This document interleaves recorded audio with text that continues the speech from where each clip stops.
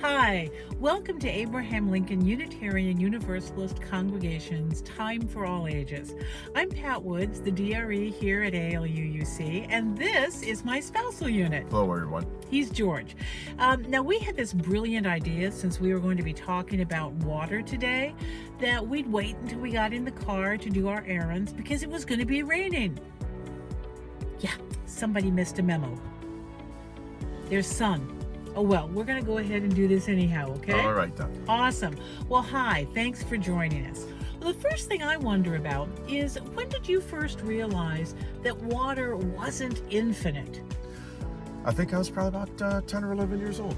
And I had learned that the ocean is salty and that you cannot drink it.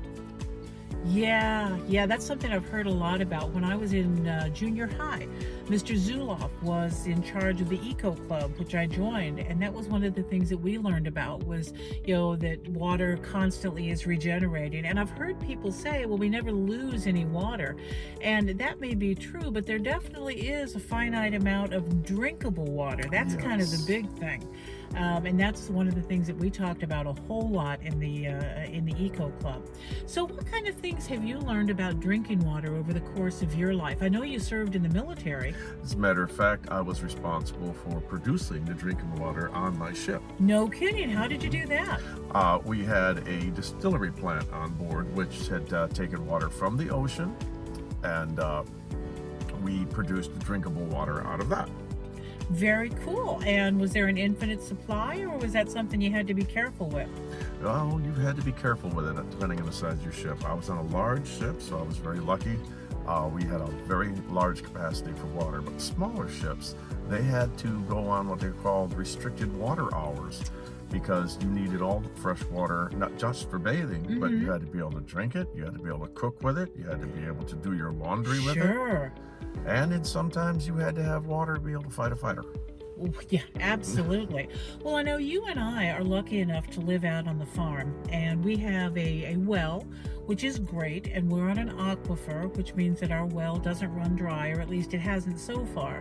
And we've done some stupid stuff. I'm not going to mention who, but somebody did leave the water on one time when we were filling up the horse trough, and we kind of watered the whole neighborhood. But we we talked though about what kind of things can we do to help conserve water. And one of the first things I thought of, I used to buy bottled water all the time, and that was just stupid. I mean, first of all, it was dumb as far as the plastic went, and then I'm buying water that in some cases just came from somebody else's tap water. It wasn't even something fabulous, and sometimes I'd throw it away and I'd waste it, and I found it so much easier just to have a refillable water bottle, and that usually means that I'm going to use the water that I put into that bottle. What kind of things do you do around the house? I know you mentioned something about brushing your teeth and taking showers. Yeah, I used to, well, I have an electric razor instead of a bladed razor, because I was wasting a lot of water trying to clear the soap and the cut beard out of the blades.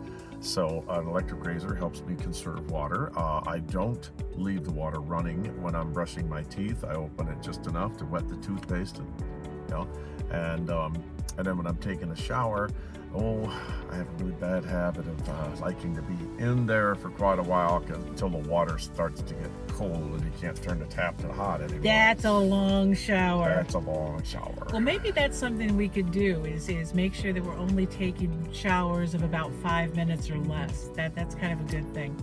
I also wondered, maybe we could think about eating less meat. I mean, that doesn't sound like that's something that would be a water conserving thing, but I just read that every pound of beef that we eat takes about 1,900 gallons of water to produce. Whoa. Yeah, and that's the water that the cow drinks. That's the water that raises the grain that the cow feeds on.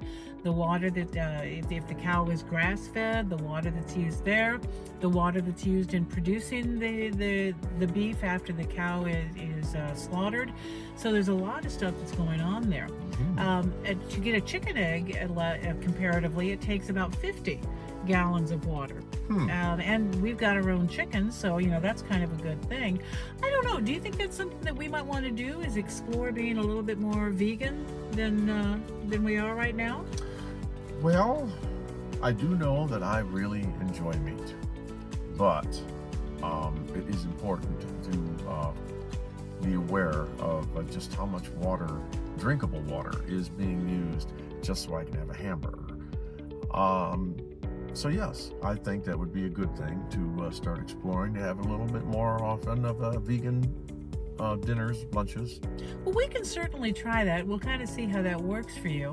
So our challenge to you this week, what kind of things will you do to help conserve water?